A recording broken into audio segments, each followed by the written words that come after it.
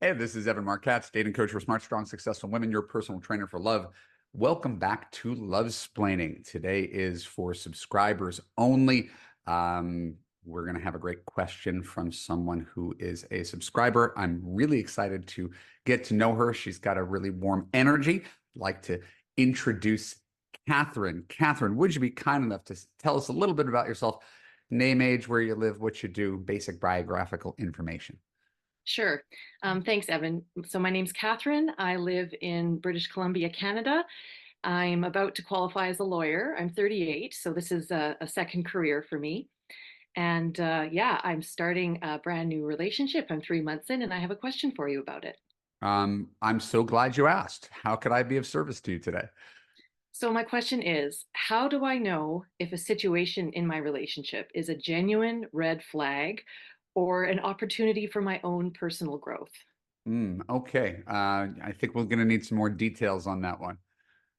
All right. So the situation is this man I've been seeing for 3 months is lovely. He's got the 5 C's. He's kind, consistent, he's communicative, he's commitment oriented, he has character.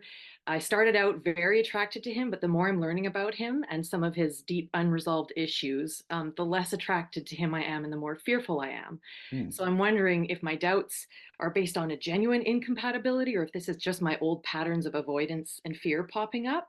So I wondered if you had any tips or tricks about how to discern which is which. It's not going to be so much a tips and tricks question. It's going to be really more about you and him. So, what's your story? How did you meet? When did you ramp up to being officially in a relationship? You said, I'm seeing him. You didn't say he's my boyfriend. So, I have questions about the origin before we talk about what's happening now. Sure. Well, we met on Match and chatted for a couple weeks, and then we went out for the first time in early December. And right away, he was commitment oriented. He Mhm. told me on our second date that he'd canceled his Match subscription and he wanted to focus on me, which I was happy with. I let go my other suitors and I wanted to focus on him too. And so we've been seeing each other How exclusively. quickly, pardon me, how quickly did you decide to focus on him? Was it literally after the first date? It was after the second date when he told me that he was going to focus on me, and I And you decided, said, great. yeah. Okay. So, number one, note you guys moved really fast. Yes, I suppose Okay. that is true. Okay. Um, And so you decide to focus on each other 2 dates in. When did you either sleep together or become boyfriend, girlfriend, or your terminology? yeah, we moved through the bases slowly in the course of about a month. Mhm. So a month in was when we officially, made our relationship uh, official, and we slept together about a month in. Okay. He wanted to go very slow. I was eager to move a bit faster, but I respected his desire to take time. Okay. All right. So, you're getting to know this guy and everything is going swimmingly.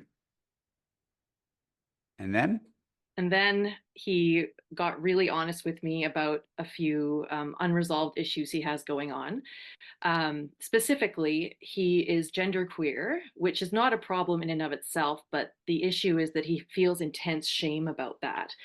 And he is resistant to therapy, unfortunately. And the shame he feels about his gender identity has led to other red flags, including a shopping addiction, a hoarding problem, and erectile dysfunction. So as I'm learning more about him, I'm realizing that there are many, many layers to the unresolved issues that this lovely guy has got going on. And okay. I'm a bit Um, afraid. all right. Well, this is a I don't want to treat this simply as entertainment, but this is a pretty juicy situation, sort of objectively to look at. And so maybe you could help me because I give dating and relationship advice. I'm not a licensed clinical anything. What is the official definition of genderqueer? Well, I'm learning this myself. This is kind Right. of a So new world to assume I me. know less than you. I read, but assume I Sure. don't know anything. What would he tell me about his gender identity and what that means for your relationship. I hate to be a tease, but the full episode is for paid Substack subscribers only. So if you want to hear my full answer to all my reader questions, go to www.evanmarckatz.com/Substack to become a paid subscriber. In addition to that, paid subscribers receive the ability to ask me questions and get coaching on my podcast, an advice column in which I answer your questions, a podcast in which I offer you live dating coaching, the ability to comment on all posts and join the dialogue in the Love-Splaining community, and exclusive content that is unavailable to the general public. Just go to www.evanmarckatz.com/Substack to join for free and upgrade for all the bonus content. Thanks, and I look forward to seeing you in the Love-Splaining community.